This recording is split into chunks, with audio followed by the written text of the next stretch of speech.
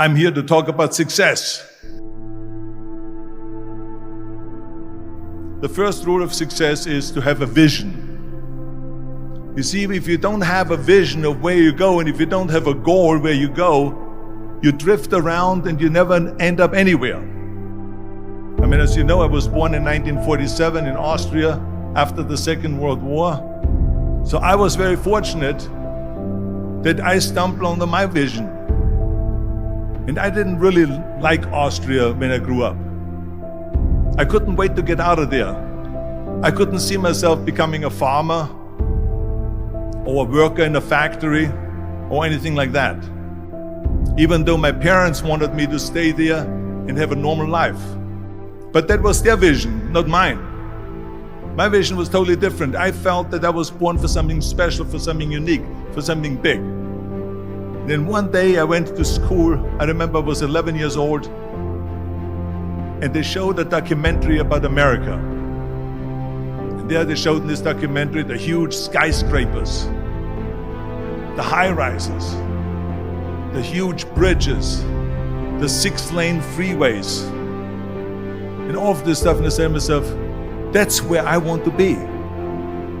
I don't want to be around here with these little farmhouses and these little buildings. I want to be in America. One day after school, I walked by a store in Graz. So I went inside and I looked around, and then I saw a magazine. I saw a bodybuilding magazine that had Reg Park on the cover. Reg Park was then a 3-time Mr. Universe. And I saw him on the big screen as Hercules. I read that and I said to myself, wow, this is the blueprint for my life. This is exactly what I want to do.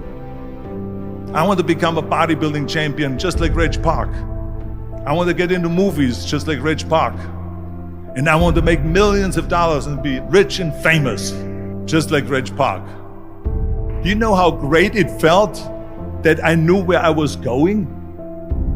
Imagine the majority of people don't know where they're going. I knew where I was going, that I'm going to become this bodybuilding champion just like him.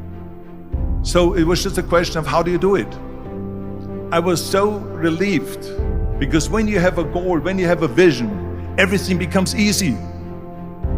So people always ask me, when they saw me in the gym in the pumping iron days, they say, why is it that you're working out so hard? 5 hours a day, 6 hours a day, and you have always a smile on your face. And I told people all the time, I said, because to me, I'm shooting for a goal. In front of me is the Mr. Universe title. So every rep that I do gets me closer to accomplishing that goal, to make this goal, this vision turn into reality. Every single set that I do, every repetition, every weight that I lift will get me a step closer to turn this goal into reality. So I couldn't wait to do another 500-pound squat. I couldn't wait to do another 500-pound bench press. I couldn't wait to do another 2,000 reps of sit-ups. I couldn't wait for the next exercise. At the age of 20, I went to London and I won the Mr. Universe contest as the youngest Mr. Universe ever. And it was because I had a goal. So let me tell you something, visualizing your goal and going after it makes it fun. You got to have a purpose no matter what you do in life. You got to have a purpose. 74% hate their job in America. Now, this is not much different when you come to Europe. The majority of people don't like what they're doing, because they're really not doing it because they didn't have a goal and they followed this goal. They just aimlessly drift around, and then all of a sudden there's a job opening, so they get that job because you have to work. But then when you work, it's a chore. It's work. It's not fun. So if you think about, only a quarter of the people really enjoy what they're doing in life. That is unbelievable if you think about it. So I felt so blessed that I knew what I was doing. It's like a medical student that studies and knows he wants to become a doctor. You know where to go. And the same thing is also in politics. I remember that in politics, I had a very clear vision that I will be the leader of California. That's as far as I could go because I was not born in America, so I could not run for president. So being the governor of the fifth largest state, the largest state, the fifth largest economy in the world, was for me really the ultimate title, the ultimate accomplishment in politics.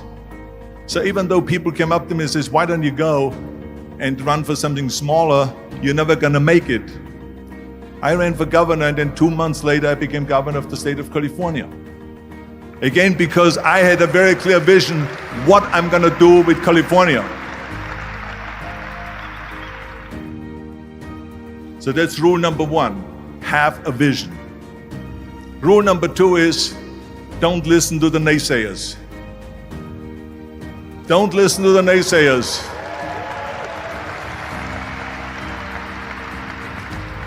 Everything I ever did, the thing that I heard out of people's mouth was, that's impossible. That can't be done. Or no. That is exactly what I heard, and of course I proved to the people that it can't be done. So whenever someone said to me, it can't be done, I heard, it can be done. When they said no, I heard yes. And when they said it's impossible, I heard, it is possible. I'm a strong believer of what Nelson Mandela said, that everything is always impossible until someone does it. Well, I'm gonna be the one, I said to myself, I'm gonna do it and I'm gonna show it to them. Maybe it has never been done before. That's perfectly fine with me. But I'm gonna do it. And I did not listen to the naysayers. It's all about the hard work that you put in. I said to myself, in bodybuilding I worked out 5-6 hours a day. I'm gonna do the same thing now for acting. And of course I went to college to study English. I studied the accent removal, acting classes, and all of this stuff, all day long. I worked and I worked and I worked. And within a short period of time, I made one movie called Hercules in New York, which of course went right into the toilet. But it didn't discourage me. I still had the same vision. And then all of a sudden I did Streets of San Francisco. I did Stay Hungry and Pumping Iron and The Villain. And then all of a sudden I was asked by Dino De Laurentiis and by Universal Studio to star in Conan the Barbarian. And after I did Conan the Barbarian, the director at the press conference said to the press, the director was John Milius. He said to the press, if we wouldn't have had Arnold, we would have had to build one. So think about that. The very body that they said can never be sold because the time is wrong. A few years later, I'm doing Conan the Barbarian, and it was the #1 hit at the box office when it came out in the summer of '82.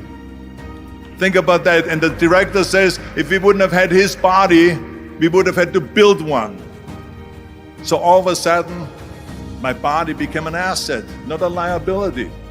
And the same thing was with Terminator. After we were finished filming Terminator, Jim Cameron said to the press, if Arnold wouldn't have had that accent and talked like a machine, I think the movie wouldn't have worked.